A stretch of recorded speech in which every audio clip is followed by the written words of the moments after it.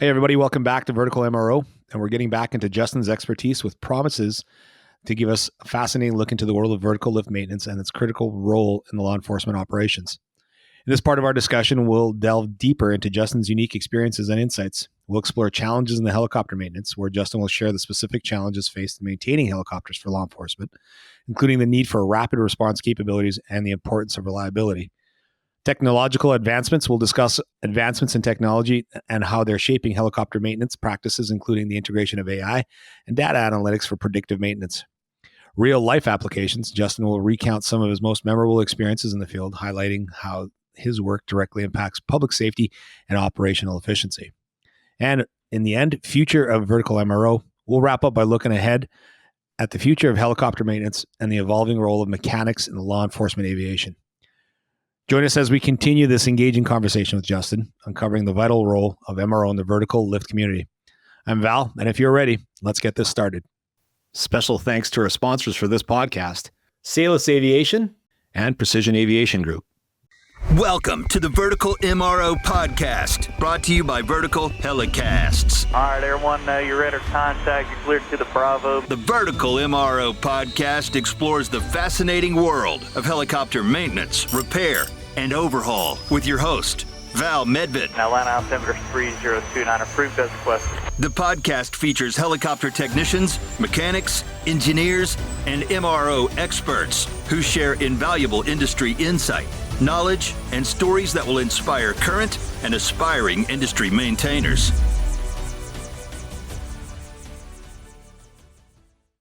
So you've like I'm still, my head's still spinning a little bit about all the platforms you've touched, and you've kind of gone on and you've been able to come, like you're successful at it, dude. You're still, you're still in the game, you're still learning, you're still willing to kind of teach and learn and stuff like that. When you're looking at someone, and whether it's through military, whether it's through SpaceX, whether it's through a law enforcement company or a law enforcement entity that someone's looking at coming on board of there, what would you potentially give them? Like, what would be a piece of advice you'd kind of, because dude, you're a bit of a Swiss knife. You have a lot of different handles and a lot of different switches. What's your piece of advice to kind of like have someone, if they're considering any one of those or kind of starting the same route? Yeah, it's just, man, I look back at where I started and I'm just grateful because, my first job was a pool boy at a spa. So, you think about where I've come from, so I that was one of my first jobs was, just a summer job as a pool boy. Next job was a bike mechanic at a sporting goods store. And then that led to boat mechanic at a boat shop. And then that led to, Air Force. So I've kind of done a little bit of everything, which is pretty cool. But you hear stories of all these guys that have been on your podcast and the amount of the world they've been able to see, is just incredible. And I'm not as well traveled as some of those guys, but, being able to work on some of the machines. I beg to differ. It just, the amount of different machines that I've had a chance to work on, from AC-130s to the 125s, 145s, C-17s, KC-135s in the reserves. When I was deployed, I got a chance to work on the 160th Chinooks, which is insane. Worked on U-28s, King Airs, different platforms, the C-130s while I was over there. It's just, just the access to all these different platforms that I've been able to touch in my experience. And I'm only 31, so who knows what's in store for me for the rest of my career. But it's just, man, I've always been, mechanically inclined, but I haven't always been, the best in school. So going, the trade route was the best thing I could have done for myself. The Air Force was a great option because it not only, gave me the experience for my A&P, but it also paid for it, which was insane. So, the best advice I can give to anybody is, man, just if you want, some crazy experiences and meet some of the coolest people you ever meet in your life, you can't go wrong with aircraft maintenance, whether it's fixed wing or rotorcraft, because like I said, I was lucky to make the hop from fixed wing to rotorcraft, but it's so cool to say I've done both and love them. Awesome. Some people are one side of the eye or the other, and I think they're both awesome machines and they're insane. It's so cool. That's awesome. That's a hell of a lot of capacity in that whole, like, it's like, don't, John said this earlier, don't discredit yourself, dude. That's a hell of a journey kind of going through all of that. So pat yourself on the back for that. In fact, I think Absolutely. John and I will raise a drink to you. Yeah. It's funny. The one thing you left Appreciate out you was you work on spaceships or rockets. Yeah. You didn't even say that. Yeah. I know. It's so funny because unfortunately, it was such a short time in my life. I wish I could have done it longer, but the opportunity at Riverside County presented itself, and I couldn't say no just because it was exactly what I wanted to do, was to get back into aircraft. But I mean, the team at SpaceX that I had, they were so amazing. Some of the hardest working people I worked with. The job itself was super cool. The mission's super cool. And it's so much easier to take pride in a job when what you're taking part in is so awesome. Like, I mean, search and rescue and patrol helicopters for a county that I live in is awesome. It's so cool. And it feels like you actually get to make a difference. So Yes. Yeah. Yep. So and someday when people get to Mars, I'll get to say I had a piece in that, There you go. the mechanics that I worked with in Ontario, really good, Aaron and Fitz, and they talked about the allure of working for a governmental agency like Ontario, like Riverside County Sheriffs, like the municipal, whatever police agencies that exist. Can you talk about the benefits you've experienced as far as working in the governmental sector as compared to the civilian or military sector? So one thing I enjoy about working in the governmental sector is if you need something, they'll get it for you. As long as like part availability is there, you can get it. They really do try to take care of you the best that they can, as far as your benefits, your pay, and then things you need in the shop, as far as like tooling, that kind of stuff. If something in the hangar needs work, they'll get it done. So that's what I'm really grateful for there. Military was kind of the same aspect, but I was part of a unit that was phasing out the U models while I was there. I actually got a chance to retire the AC-130 that I was the dedicated crew chief on, which is that's cool. Kind of heartbreaking, but it was cool at the same time. But because we were a unit that was phasing out aircraft, the unit that was phasing in was the one that was getting all the funding and attention and everything. So while we were working with, not terrible tools, but it was like, hey, we need better tools. Tech. The we'll new unit was getting the Yep. older tech, exactly. Yep. The newer unit was getting, brand new snap-on everything, all these new headsets. I mean, even getting more funding for new uniforms and boots. Whereas we're like, hey man, I'm on my same boots from my first deployment, and I got holes worn through the bottom, and it rains all the time. Yeah, exactly. So I can kind of relate to like the civilian side a little bit, where it's like, all right, hey, if we don't need it, we're not going to get it, Whereas, Riverside County, where I work now, is they're really good about getting you what you need. I mean, not to abuse the taxpayers' money, but it's truly awesome to be able to have access to the stuff you need when you're trying to do your job to the best of your ability. And you're forced to be put in that situation because of the job that you took. So like, I think you've basically created an efficient streamline there to kind of keep those things flying at that taxpayer's bill, if you will, for that reason. Right. So absolutely. Don't feel bad about that, because I know if it's got to fly, it's got to fly, plain and simple. It's a safety reason the whole way around. Absolutely. So you've gone through a lot in that kind of balancing of the mental anguish of kind of the communicative and non-communicative side of the world, and now to the over-communicated side of the world. How did you kind of find that mental balance? Is there a defrag? Like I use the word defrag, and not all people understand what that means, but if you're like, for me, if I was ever on a road trip and I'm kind of between customers, and after I do one big nasty pitch and I got to go do another, I defrag from that. How did you go about doing that with kind of keeping a mental balance with pretty high pressure situations? Yeah. I mean, when it comes to the high pressure stuff, you're really just going to stay focused on what's in front of you. You can't let the extracurricular stuff going on around you affect what's going on. I mean, in the military, there's a lot of clashing heads, a lot of, people coming down on you, coming up on you. Like, so it was really just about, hey, let's just get the job done. It will figure out everything after. Like, the most important part is getting a safe aircraft. And I've had a couple of experiences where I've had to step in way above my rank and be like, hey man, this is not safe. We're not doing this. I don't care if it's a training metric. I don't care if you're just trying to push numbers. Like, we need to get this figured out. And love that. To my benefit, it's paid out and it's paid off. And I can sleep well at the end of the night knowing I stepped in when I needed to. Yeah. And that's, one characteristic that I've carried with me my entire maintenance career is I maintain aircraft like my wife and daughter and soon to be son are going to be flying on it. And I hold that near and dear to my heart because I'm not going to prepare an aircraft for somebody that I myself wouldn't fly on. Right. But it's one step farther if you're going to put your family on it. And I've had the opportunity to have my wife go fly with an aircraft I've maintained. And it's a really good feeling to know that it's safe because I worked on it. You know what I mean? Mm. So. Yeah, you bring up saying no or putting your foot down. And I think I talk about this on the Hangar Z podcast a lot when we're going through the selection process and looking for people to be a good TFO, good pilot, good crew member. I think you need to look for someone who has the ability to say no because it's so hard. A lot of times you have a high ranking person calling your office asking you to do a job and you've got to be able to say no for X, Y, and Z. Not for no reason at all, but for what you just said, the safety of everybody involved, we're not doing it. So I think that's a critical skill. And in public safety, I feel like we've done a pretty good job. Yeah, absolutely.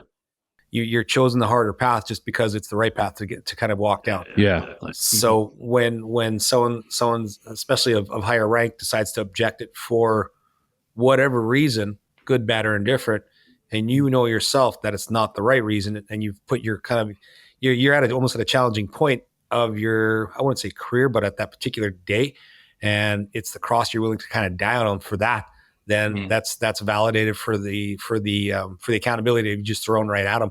So it's for lack of a better term, commonsensical, if that's a word. Yeah, I like that. And that's one thing I'm grateful for at Riverside County that, our supervision goes to bat for us all the time. Even our pilots are very understanding. Like, hey, if it's not ready, we're going to let you get it ready. Yeah. Yeah. Military is a totally different beast. I mean, they're just, it's unfortunate because I went in, planning to do my 20 and seeing where it went from there. But after being in for about a year and a half, 2 years and seeing the dynamic between flight crews and our supervision and the mechanics that I worked hand in hand with, it was very disheartening to see okay, it's really just all about training metrics. That's all it's about. I mean, it's one thing when you're deployed and you've got the mission in front of you. It's way different there. But the home station stuff it's really unfortunate. And I've had to, stick my foot into some stuff that I wasn't comfortable sticking my foot into. But at the end of the day,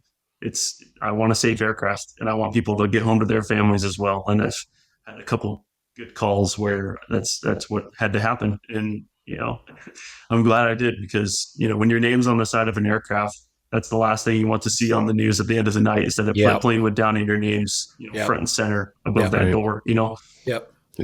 Key indicator there when you mentioned it here, and it comes to the crew management side of the world. What would you figure is I know communication's got to be right up there, but what do you figure the other key phases are to a successful crew management scenario? Communication, number one. The other thing is just having a clear understanding of the personnel you work with. It's really easy to get tunnel vision with your own shop, right? So when it comes to the military side, we have crew chiefs who are just, the jack of all trades, master of none. Yep. And then you got your specialties, you got your engine troops, your communication navigation, your guidance communication, your electronic warfare specialist, your weapons specialist. And it's really easy to only see what you need to see. And so I think being able to understand where everybody's coming from, communicate that, and then be able to articulate that to each other in a language everybody can understand. Scheduling is another huge thing, is making sure that you're always allowing enough time for aircraft to follow the proper schedule, allowance for parts, making sure you have parts when you need them. Because it sucks bringing down an aircraft that, has no more time and you're just waiting on parts. I mean, that's because it disrupts the whole function of all the other aircraft now that have to overfly time, so. Yep. That's the last thing you need is allowances on a lot of those too. The maintenance scheduling part is always kind of shockingly tricky to me. That it's not as straightforward as it might seem, especially as you have the very aircraft that you have at Riverside County with the A-Stars and the 145 flying different missions, different flight time requirements. How do you find yourself managing those different aspects of maintenance when you've got all of that in the mix? So luckily at my level, I don't have to worry about the scheduling. I leave that to my supervision, and they do a pretty good job of keeping everything scheduled for the most part. We do run into like, hey, this aircraft is down for this reason, so now we got to fly hours off this aircraft, and things kind of pile up and back up a little bit. But that's another grace that we receive from our flight crews is like, hey, we'll limit our flight time if we need to make sure you guys get caught back up and get everything up and running. So they're very forgiving when it comes to stuff like that, fortunately, because like when it comes to the military, hey, we need this done yesterday. I don't care how it gets done, get it done. And that's the last thing you want in maintenance is that complacency where it's just, all right, throw it back together and get it running. You don't want that. Key word there, sir, is complacency. Absolutely. Yep. Complacency kills. I remember coming to work on a Friday and the mechanic would be like, hey, this ship's supposed to go in for 100-hour tomorrow, but there's 9 hours left. Can you fly 9 hours today? And you're like, nope. How about no? Yeah. This is my Friday. You want me to fly 9 hours? 9 hours, I'm stretching a little bit. But, that was always the worst case scenario. Not that you don't want to help out, but man, that doubling of the flight time is crazy. So it was always when you came out on your Friday and it was what you said, like, hey, can you limit your flight time today? We got some things we got to consider. Like, call. Yep, you got it. Yeah, exactly. Right. There's always more grace one way or the other. I always got that. I always got that call at 4:45 on a Friday afternoon, and you're like, okay, 15 minutes away. The weekend's about me. I'm like, I'm cracking that beer right away. All of a sudden, AOG. I'm like, shit. Like, yeah. Dang it. We've all felt that pain. Oh yeah. Going back on everything that you're kind of working there with, all the structural repairs and the processes that you've kind of gone over, and you like everything propulsion to the Chinooks to your military service to now where you're at Riverside County. What was some of the particularly high stress situations? Can you talk anything? Can you shed a little light on any stuff that you kind of talked about you overcame, and at the end of the day, like, oh, that one put some gray hairs on the chin?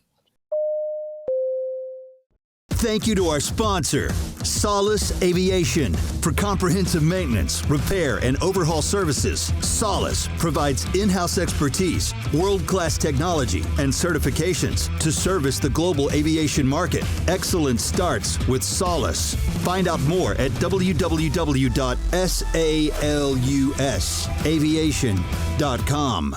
Yeah, I mean, where I'm at now, we don't quite feel as much pressure as I did when I was in the military. So when it comes to Riverside County, we don't have that high stress. I mean, if one aircraft's down, we got 4 others, or at least 3 others in its place that can just swap them out and fly it. Military side, definitely some high stress situations. I mean, my first night in country after not sleeping for 30 hours, I mean, we're getting mortar attacked. Planes coming back, Winchester, but just basically means all the ammo spent, so we got to reload. Sorry, Winchester? Yeah, they call it Winchester. If the aircraft spends all its ammo and comes back and needs a reload, they'll just say, hey, we're Winchester, come back, reload. Okay. So we got to reload over 25 mil, 40 mil, 105 mil. And we're, of course, helping all the ammo shooters just, scattering like craziness, trying to get everything loaded properly so they can get back up and provide cover. Mm-hmm. I mean, we've had some crazy, downrange repairs, where we're calling engineering like, hey, what do we do? We had, an aircraft get hit by a mortar as it was getting ready to taxi. Luckily, it wasn't an incendiary. So it was just basically just a piece of concrete that punctured about, maybe a millimeter or 2 above a liquid oxygen line, which was the difference between a skin repair or, crash damage report. Catastrophic ending, catastrophic failure with 13 crew members on board. So I mean, some close calls, some crazy repairs. But the coolest thing at the end of the day is when those circumstances happen, is getting the aircraft back up and running with the team that you have, and just seeing everybody pull through with all their experience. I mean, you got guys that are engine troops that are shooting rivets and getting skin ready, and you got fuel tank guys that are rerouting wiring harnesses. So it's really, really cool to see, the years of experience and all fairly young guys coming together and just knocking out an aircraft In the one instance of the Chinook that we had with the 160th, a mortar hit one of the engines and actually blew out the other engine. So that was an incinerator round. So they asked for, the Air Force help coming in and pulling engines, getting a bunch of engineering to reskin the aircraft and put new engines in and fly it out of country so they can, do what they needed to do back home with it and get it shipped out so they can make the proper repairs. But it's really cool when you're on the phone with engineering and they're like, hey, this is what's going to work.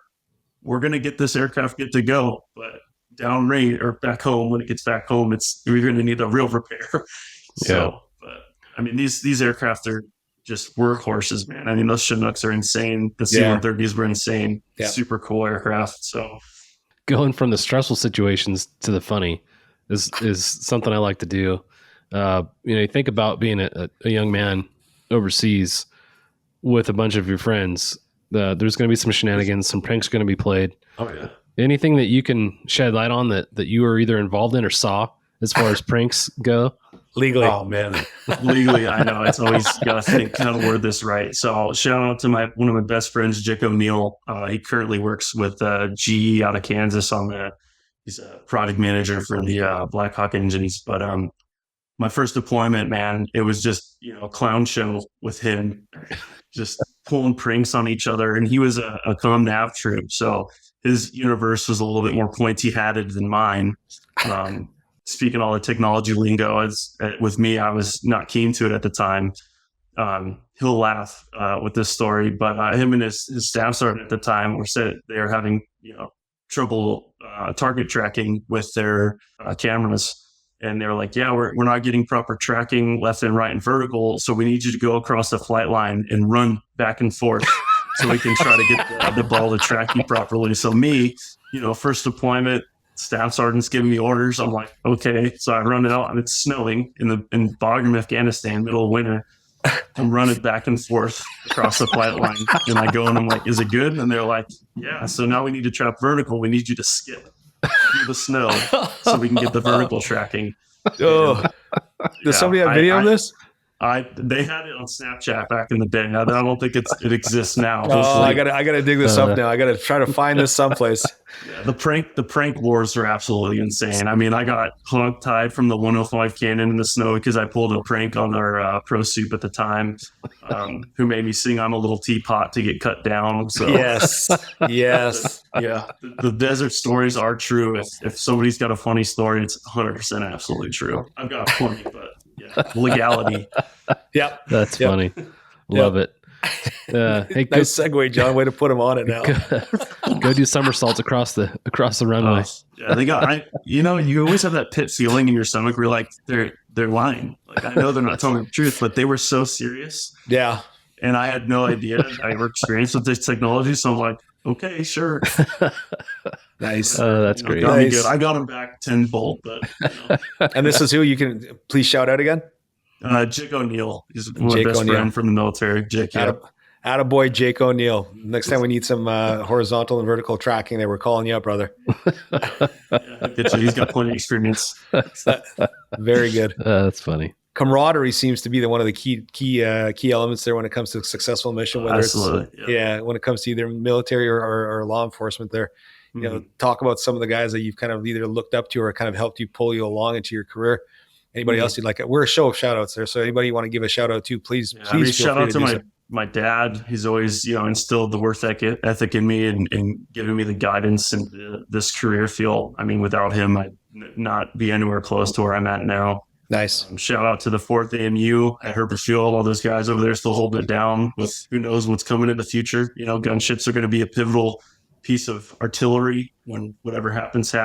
Yep. Shout out to the Draco team at SpaceX who gave me an opportunity to work on some really cool hardware, and then my wife, daughter, soon to be son, wouldn't be here without them also driving me, making me the man I am today. Absolutely. Shout out to God also, above all else. Yep. Love it. Yep. John, anything else on that one? No, like you said, it's the camaraderie that we experience in public safety, the military is second to none. It's hard to go replicate the relationships that you find in those scenarios. So for me, I don't even really try. It's almost impossible, So yeah, I love what you said there. You got to know who's got your back as well as you got theirs, right? So it's you become a product of your environment. And this is one of my coaching philosophies. Again, it's because,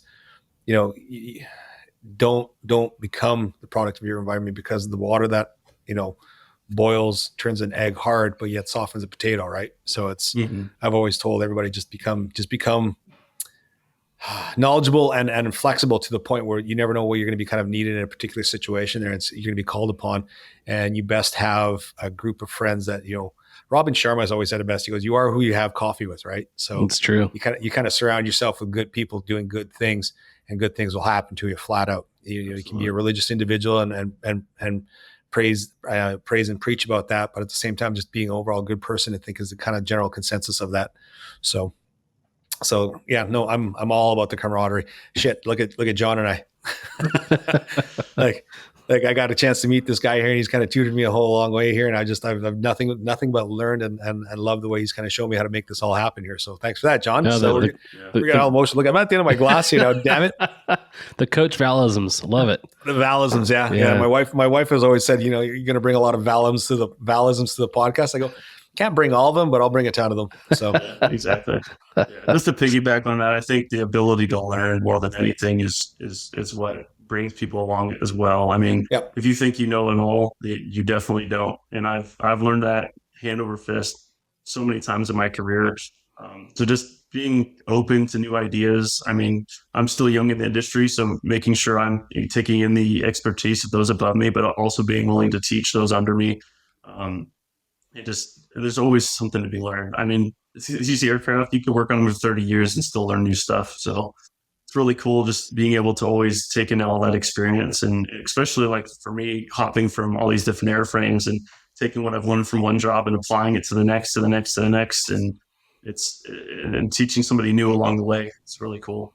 Let's reel it back here, kind of going back into what we were talking about earlier here. We got a little camaraderie here. And I love the fact that we all did that here. The training that was involved in everything you're doing, what certifications do you think was most valuable for kind of bringing your career this far along? I mean, A&P obviously is the best tool that I have in my pocket for giving me the opportunity. Right? You can plug and play, yeah. Yeah, absolutely.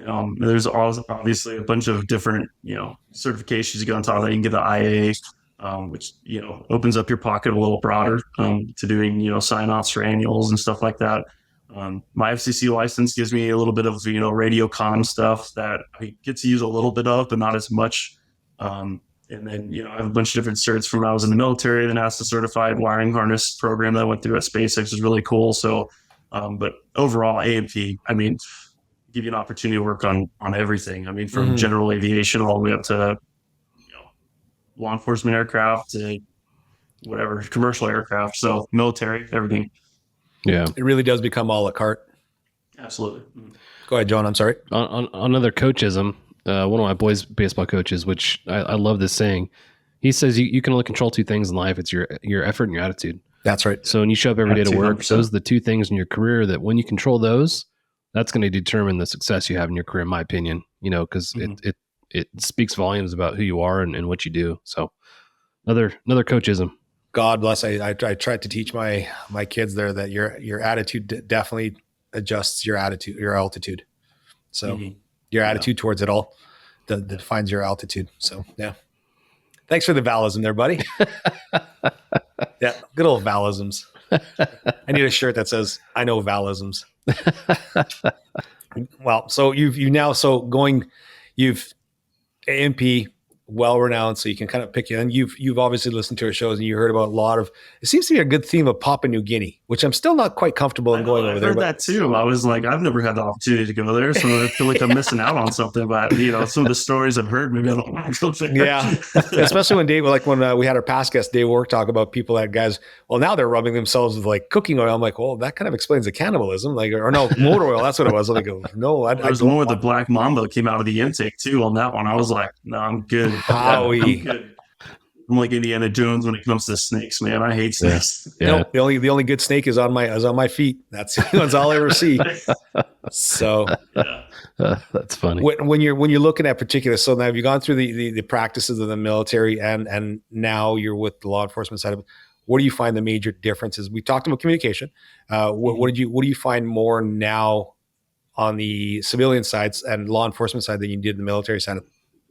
I feel like even though some of the guys that I work with currently have served in the military, I feel like there is sometimes a lack of the same camaraderie that I got while I was in the military.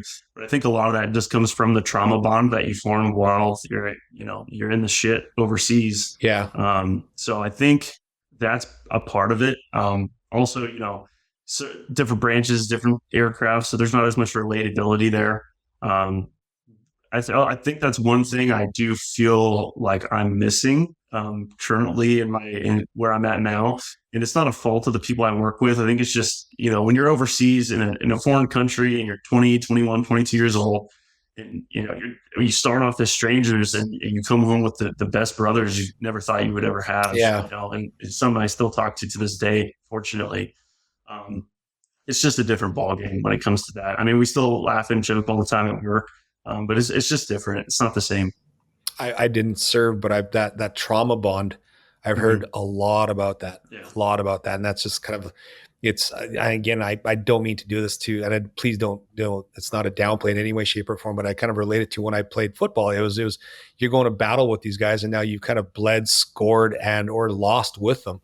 And that's got to be only amplified there if you've ever served in the services. Mm-hmm. No, that's a really good, courtesy to exactly what, you feel when you serve is so much the wins, but the losses. I think the losses is where you feel it most with those guys. Yeah. When, when you're overseas, we're part of a joint unit. So we have the gunships and not search and rescue, infill, exfil, medevac aircraft, MC-130s. So, I mean, you watch the aircraft take off with the troops and then you send the gunship up after them. And then the gunship comes back, reloads, goes out, goes out. And then they all come back and you see the guys, that just went out 5 hours ago, just torn and tattered. And it's like, man, what are we even doing here? And especially, a lot of the military members can relate if you've ever served in Bagram, but or Afghanistan as a whole. But when we did that 2021 pullout, man, it shattered my heart. Like just doing what we did over there and being a part of the experience over there and supporting the men and women who fought and some didn't come home. It's just that was a quick evac too. That was a massively quick evac there. Oh, I can't imagine how you were kind of rolling through that day. Thank you to our sponsor, Precision Aviation Group. Mission-critical operators and fleet managers rely on Precision Aviation Group as a worldwide leading rotor and fixed-wing MRO provider. PAG provides tip-to-tail solutions in 4 MRO segments: avionics, components, engines, and manufacturing DER services. A single point of contact gives you access to over 150 million in inventory globally, 24/7. Just call 800-537-2778. Precision Aviation Group. Others sell parts. We sell support. It was a rough one. I remember I was actually at Airbus school for Riverside County doing the airframe school for my first year. And I was, sitting at the hotel having my continental breakfast and I saw on the news, everything going on. And I was like, man, yeah, that sucks. When you see footage of the hangar you were deployed to with all your brothers just being overrun. It's just nonsense. So overrun and overwhelmingly overtaken. That was crazy. Yeah, that was crazy. Well, how many of that squadron are you still in kind of regular contact? Or are they still buddies? A handful. A lot of them have, PCS to different locations. I still try to keep contact with a good bit of them every once in a while, but there's a few that I talk to pretty regularly. Jake being number one, I talk to pretty much weekly. I mean, we've gone to visit each other multiple times. Chicago, he's come here. Trying to set each other up with jobs here and there. I try to get him a job at SpaceX as an intern. So we talk pretty regularly, a couple more here and there. But it's when you go through those experiences, it doesn't matter when life takes you. You stay as close connected as you can. Yep. Yeah, it's a bond, brother. It's a bond. Absolutely. Yeah. It's a bond. It was just, I was at a 50th birthday party over the weekend here. And, here we're laughing at each other because the over and under, I think I beat it first and foremost, that I'm 51 now. So we kind of like, he just joined the club at 50, but earlier on in our lives, we really didn't say it to each other, but now it's kind of like you say this to the handful of friends that you still have left in your life. We say, I love you, man. And you say it without any hesitation, without zero regret, and without any embarrassment whatsoever. So yeah, it's that brotherhood is that you bring that along. You kind of like, as I'm trying to tell my boys here, I got 2 boys, they're 22 and 20. I said, as you get older, you go from a pile of friends down to about maybe 2 or 3, and that's it. So, working on the brohood, right? So yeah, the brotherhood. Yeah, absolutely. There's a book I read recently by Jared Lopes, and he talks about the 2 or 3 guys that are just basically like your bowling alley. They're the bumpers on your lane. Yes, keep you going straight. And I love that illustration for just the small group, because when you're in high school or when you're young, you've got this large net of guys that you just surround yourself with. But as you get older, it's just you whittle it down to the 2 guys that, would take a bullet for you, and you do the same. So it's really awesome when you get to that close, vulnerable relationship with those guys. Yeah. Who's that one guy from The Sopranos? You only need 2 or 3 models, and I'm not going to repeat the word motherfuckers. I'll have to bleep that one out. He goes, you only need 2 of those, 2 or 3 of those guys to kind of really make your life. If you ever needed these guys in a call up and they're there in a half beat and a half heartbeat, those are your boys. Those are your boys. Yep. Mm-hmm. Yeah. So, I know we trailed off on here. Sorry about that, guys. That's great. Yeah. And it's probably needs to be more discussed. And I think it's still a bit of a stigma still when it comes to kind of like mental balance there. So I think, talking about this in an open forum such as this, it comes back to us in ways that we probably are grateful for because we've talked about it. And that's sometimes half the battle where people and guys, tough guys, we just don't talk about it. So I'm glad that we are still mentioning it here, whether it's in passing or whether it's a whole episode about it. So I appreciate that. I 100% agree. Looking ahead, communication, guys. What's that? So it comes back to communication. Right back to you. See, it's a pillar. It's a pillar of success, right? It's a pillar of success. Looking ahead, looking at we've talked about it. We stiffed on it earlier as far as the technologically and advance into the maintenance side of the world. What are you looking forward to? What do you think will kind of make your life a little like you can check that box? Like, okay, that's actually a pretty good idea. What do you feel should be coming up?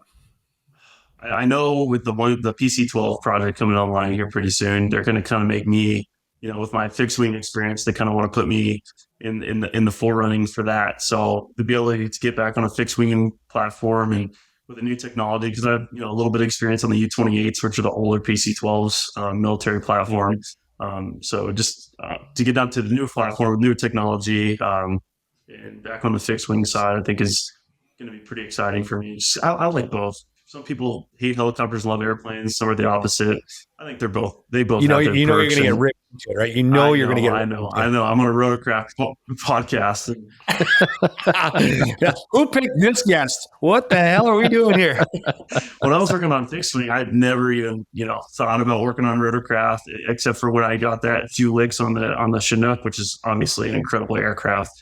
I was like, man, I always thought these things should be allowed to fly. I always thought they're so dangerous, but after getting my hands on them, I'm like, man, these are incredible aircraft. The way they fly, the pilots who fly them. It's a totally different ballgame, and it's given me a whole new grasp and respect for this side of aviation I never had before. Agreed. I know we always make fun of John because he's a pilot, but my hat is always tipped to you, brother. Yeah, the fact that you decided, let's pick up this machine and try to fly it with 2 opposing forces trying to tear it apart and control it and fly it. Yeah, it's wild. Talk about Afghanistan and the Chinooks. I didn't really understand the limits that those aircraft were being pushed to until I read Alan Mack's book, Razor 03. Amazing book. If anybody hasn't had a chance to read it, highly recommend you read it. But he talks about operating at high altitudes, hot in the summer, obviously cold in the winter, which is good for performance. But man, it's incredible what those machines do and what they did, for the troops that were over there. Wild story. So yeah, Razor 03. If you haven't picked it up, highly recommend it. What is it? Razor 03? Yep, Razor 03. Okay. Yep. We had 2 Chinooks, ironically, fly over my football field last week. Oh. And I heard that, of course, And John knows the story. You know, my kids that I coach and stuff like that, they're all looking, hey, coach, what kind of helicopter is that? I'm like, that's not something I'm used to hearing here. And that was a big whop whop from a few miles up, and they're in tandem. And they're flying like this. I was like, that's cool. Ooh, those are some big boys kicking over there. Yeah, there's some rotorcraft out there that got the distinct sound. Obviously, Chinook, Hueys, and then when I was in Hurlburt, we had Cobras. The CB-22s too. So Cobras, just more distinct. The 53s, obviously, always another one. So yes, the big stallions, absolutely. Those are nuts. Yeah, insane. I think my buddy Warkey even talked about it when he used to be. Was it Warkey that he talked about the OH-58s, the old Snorton 58s? Oh yeah. Yeah, I heard that. That's right. Yeah. Let's lift an air conditioning unit on top of someplace in St. Louis. How about no? That's crazy, man. That's awesome. Well, again, dude, you've been through a lot of it, and you've kind of so looking again. We've looked forward now. Kind of, you need to kind of tell us a little bit here because I'm just reading the backside of this here. Your Outstanding Airman Award while you were deployed. Talk about it. Yeah, man. Like I said, deployment's a different game. You go from, just training sorties, which is just, basic inspections, kicking tires, changing brakes, scheduled inspections, to like actual crazy repairs while you're overseas. And you got a limited handful of people that, have a diverse experience, but you're all in it together. Like home station, you're like, oh, let's just call ComNav and have them come fix it. Well, over there, we're all going to go fix it. And you got one ComNav guy who's maybe done it one time, two times. So it's pretty wild. So I think the deployments for my personal experience was like my bread and butter, because it was the time for me to get into these other shops, experience and knowledge, and really diversify what I knew as a mechanic. I was working on all sorts of systems, electronic warfare systems, fuel systems. I mean, overseas, you're doing intake, gauge checks and sensor checks, and pulling stuff apart, doing prop changes and pulling engines and all types of crazy stuff. So it's pretty cool. So you won this twice? No, I won it on my first deployment as an A1C, Airman First Class. Yeah. I see it in writing here, Airman of the Quarter. Is that kind of the same? There was an Airman of the Quarter, which I won home station, and then there was an Airman of the Deployment, which I won another time. The Airman of the Quarter that I won home station was actually for one of the components where I stepped my foot in above my pay grade. And it ended up paying off, luckily, and saved lives, in my opinion. And actually, it 100% saved the lives of that crew, because everybody was kind of turning a blind eye to a problem they didn't know was there until I brought it up. So that alone got me that recognition. So I got Senior Airman Wolves down, which was a package that I submitted to let me put on rank 6 months early, which put me in a testing cycle a year ahead of time to put on Staff Sergeant. And I got Staff Sergeant first testing cycle, which got me my own aircraft, my dedicated crew chief program as a Senior Airman, which I got to deploy with my aircraft as well, which was a really unique experience. And then I got to retire it, which is all in the span of 4 years. Pretty crazy. Wow. Can you go back and elaborate on the situation that surround the Airman of the Quarter Award? Because I think we talked about how important it is to say no. And it sounds like, based on the limited information you gave me, this was an influential time and a huge decision you made. And I think the example you can shed light on might be the encouragement someone needs to do the same thing. Can you talk about that a little bit? Yeah, I can. I'll dip into it a little bit without using names. I had just come back from vacation from a deployment, my first deployment. And I came into a situation where my aircraft that I was a DCC on was being prepped for a training flight, doing, they call it tweaking, which is where they go up and sight in all the guns and run, fake missions on the range over there at Edland. And I was looking at the aircraft and I was like, something doesn't look right. It's leaning a little too hard to one side. We had a sloped ramp flight line for water drainage, but this was way too much than I was used to. And so I went up to the crew and I'm like, hey, is it all right if I do some looking around? I feel like something's up with this aircraft. And they're like, oh, well, we're going to taxi down to hot cargo and do an ammo load. You can take a look down there. So I talked to my expediter, who's like our manager for crew chiefs. and we go driving down there following the aircraft. And I'm dipping into the manuals like, okay, let me measure the suspension. It's called X distances between these 2 points to see if the suspension's measured, aired up to the right PSI. That's good. Check tire pressure. That's good. I'm looking around. Something's not right because now it's on a flat spot. It's still leaning. So I go up into the flight deck while they're running engines, and I'm looking around. I'm looking at all the fuel gauges, and I notice that the right external tank is pulled and collared, the circuit breaker, and there's no indication. And I'm like, something's not right there. So I pull the collar off and I push the circuit breaker, and it's indicating that there's 8,000 pounds of fuel in balance on one wing. So that's 8,000 pounds of fuel outside the center of gravity that could, drag wingtip on takeoff and crash the aircraft. Wow. And so I immediately call my expediter. I'm like, hey, we need to get a de-fuel truck. We got to get a crew out here to do an airframe inspection on this aircraft for aircraft stress on the wings. And my pro soup at the time, who was like the flight line manager for all the shops, comes running up and, what the F are you doing? Sure. This isn't your aircraft. We have these metrics and these numbers to meet. You're not qualified to push that circuit breaker in, this and that. And it ended up, there was this whole paper trail of just miscommunication from the aircraft going into our fuel cell for repair.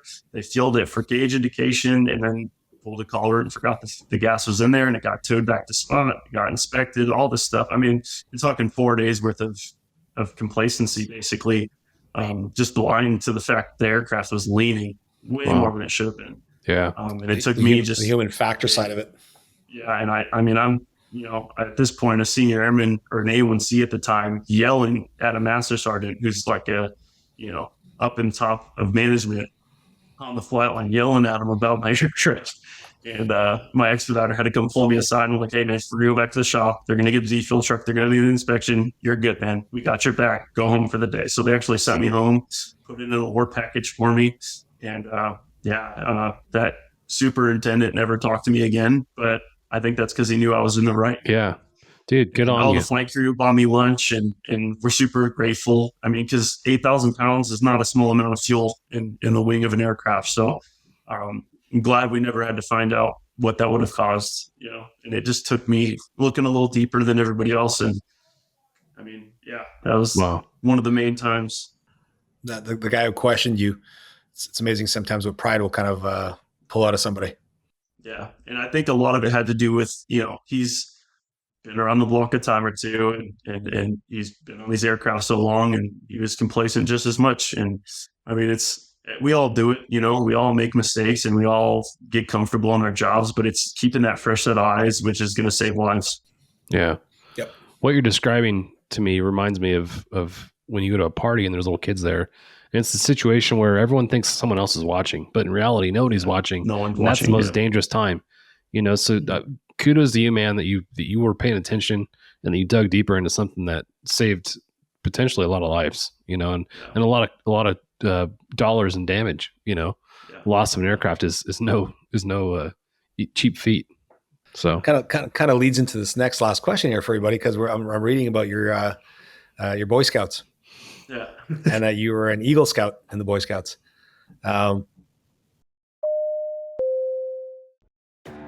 Vertical MRO Podcast is powered by Vertical Magazine, the rotorcraft industry's #1 trusted multimedia resource. Visit Vertical Mag Media on YouTube to gain access to exclusive videos featuring operators in the field and more unique content from the pages of Vertical. Subscribe today to stay informed and inspired. Yeah, I got my Eagle Scout. I submitted my package 2 weeks before I turned 18. So the little bit of procrastinator in me barely got it through, but I did. Props to my dad for really cracking the whip on me at the end there, because there was a point in my Boy Scout career where my heart wasn't in it all the way, but he pushed me, and I'm so thankful he did, because that's something that it's an achievement, you can never get back, and very few have. And a lot of people overlook it. Boy Scout sounds lame, sounds dorky. Eagle Scout, what is that? I don't even know anymore. But I mean, it's something I have truly a good sense of pride over. And it's a big deal. It taught me a lot as a young man. The expectation for me as a man to perform and carry on about my career. Give you a lot of your characteristics that you're displaying today, buddy. Absolutely. Yeah. Yep. You talk about leadership development and what those programs offer. getting to the rank of Eagle Scout is insane. You know, what's the percentage of scouts that actually do that? It's got to be. Oh, I think they say it's less than 2% or 1%. Yeah. Yeah. Really? Yeah. Less than 1% of all, I mean, talking about Cub Scouts, Weeblos, Boy Scouts, less than one. I think it was like 2 to 1% when I got mine. It's probably even less now because from what I've heard, the scouting program is taking a deep dive. But back when I got my Eagle Scout, it was definitely a different story. So, what was your final project you had to do? My Eagle project was actually out here in Norco, California. We kind of revitalized the Hidden Valley Nature Center, painted some benches, made them a pamphlet shadow box, fundraised a ton of money, got probably 4 tons worth of wood chip donation for trails and all types of stuff. So it was a really cool thing. It wasn't as big as some of these guys. One of the guys in our troop did like something over at Catalina Island. So wasn't doing anything too crazy, but it was definitely enough to make a difference. That's cool. See, you were influenced by Catalina wine mixers, which is a helicopter event. Yeah. Earlier on in life. Just saying. You're meant to be a helicopter side, bro. Yeah, exactly. A lot of that, do you think that was instilled into you at a very young age for you to kind of be as successful as you are today, both personally, professionally, mentally, everything with the family, everything with career-wise? You think a lot of that kind of has been the base pillar of a successful life on the way to it? Absolutely. I think a lot of it comes back to my dad and the example he set for me. And also, him pushing me to do things I didn't want to do as far as like my Eagle Scout. Like I said, there was a time where I was kind of over it. I thought it was lame. I had high school sports, other sports I was involved with, girls when I was in high school, unfortunately wasting time and money over. As we all part of the experience, man. I don't know if it's a waste of time. That's what they say. I know. But yeah, I mean, it's like you said, the leadership, but also just remembering where you came from, not letting it get to your head, trying to stay as humble as you can. I just look back with just nothing but gratitude for the path that was set before me and where it'll take me. Who knows at this point, but I like where I'm at right now. It's a great experience. I mean, as a mechanic, I get to fly pretty often in these helicopters that I get to work on. And that's one thing I'm very grateful for. I love flying. Probably never get my pilot's license just because I can't afford it. But I love the ability of being able to just go taxi around in these aircraft and have fun. And that's one thing I think I was lacking from the military as well. Is you work on these machines for so long and you barely get to fly in them. So it's really cool. It was a good change of pace for me coming to the shifts as well.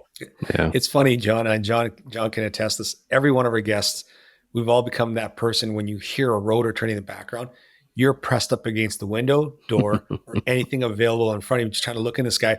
Where is it? Where is it coming from? Where's it flying from? It's like I was that person before that experience, dude. We become these window lickers. Like, where is it going? Oh, yeah. Like, what's my flying? wife makes fun of me every time we fly. I still take a window seat and I still look out the entire time, just looking at the wing, looking at everything. I'm still such a kid when it comes to aircraft. I love it too because all the pilots know where I live, so they'll come fly around. My daughter runs outside, waiting out. And it's a really cool experience to see that too. Just love it. Seeing my daughter take interest in it, just like I did. That's cool. Love it. Only Justin, we're going to be running short on time here pretty soon, but I wanted to basically, and listen, on behalf of myself, anybody else who's listening to this, on behalf of John, thanks for being awesome. You're a positive influencer. You're a positive individual. You're spreading the light. You're spreading the goodness. You're spreading everything that's kind of right with our industry. So for that, I thank you. And again, for the service side of it, I thank you for that. And just keep being the awesome dude that you are, man. It's a refreshing retreat. I can tell you that. So thanks for being who you are, dude.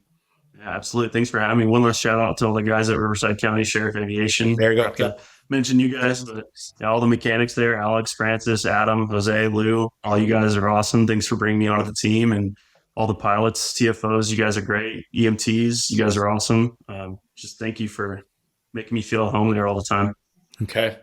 You got medics now too, right? Yeah, we got 2 paramedics and 4 EMTs. Yeah, we got two full paramedics now. So we can full squad. Wow. Right. Yeah. And hopefully they'll expand a little bit more. They're really pushing for more members, more training, which is awesome. I mean, just getting more and more qualified. But what a sweet gig they have, right? Just get to rock climb and rappel out of aircraft all the time and hike, and just sounds like fun. Yep. Why again, more people jumping out of perfectly good helicopters. I don't get it. I know. I did it once. I don't think I'll do it again. Shout out to Quinny. He's got a cool job too. Oh man, we get to rip into him every now and then. Yeah. You know what my last question is going to be if you listen to my show. What's You that? know what the last question is going to be. And John and I are in there. We're losing this battle, buddy. I know it's not right. We're getting literally ass kicked on this one. Pineapple, does it belong on a pizza? No, absolutely not. God, All right. Jesus! Oh no! Absolutely not. I like think it. if I hear I'll one stand more by no, that. if I hear one more no, I'm going to have to do a live. I grew I up- have to do I grew up in a a household- podcast eating one. Yeah, I know. I grew up in a household where that was my mom's go-to was Hawaiian pineapple and ham. I tried it once. It's not for me, brother. No. Can't Nope. do it. Just I got a new question for you too. Is a hot dog a sandwich? We asked that. We asked that. Oh, you did? We Okay, I asked missed that. that Yeah, one. we asked that. where'd you get that? Okay. I just we've always asked in the military is one of those questions, they call them bread van conversations while you're attached around the Sure. airfield looking for maintenance. Yeah. I mean, amongst other, PG-13 questions I'm allowed to ask. That's one of the few PG ones that we talked about. A hot dog sandwich and is cereal a soup? It's the other one that we always ask Is people. cereal a soup? Does soup have to be warm to be considered a soup? I don't know. Mm. Wow, we're going down some rabbit holes at the end of this podcast. I love it. There you go. I love it. So let me get this clear. Did I read this wrong? Pineapple does not. Does not He's in belong the on good pizza. books. Yeah. I thought. I'm sorry. It blipped out for a half second here. I thought you said it does. Oh, I'll be Justin, you're in the clear. good books. Pineapple You're in the good books. does not Yeah. belong on There it is. pizza. He's a man's man right here, ladies and Yes, gentlemen. sir. Justin. Yes, sir. Appreciate you guys.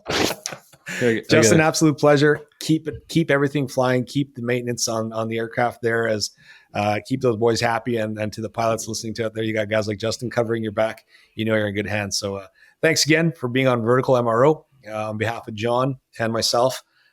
Thanks for being with us today, buddy. Really appreciate Thanks, you. Jen. It's been an absolute pleasure. Thank you, guys. All right. See ya.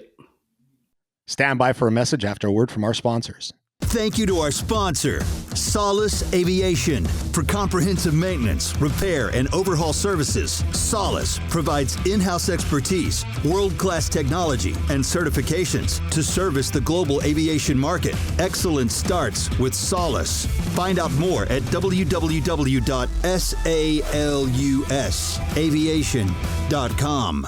Thank you to our sponsor, Precision Aviation Group. Mission-critical operators and fleet managers rely on Precision Aviation Group as a worldwide leading rotor and fixed-wing MRO provider. PAG provides tip-to-tail solutions in 4 MRO segments: avionics, components, engines, and manufacturing DER services. A single point of contact gives you access to over 150 million in inventory globally, 24/7.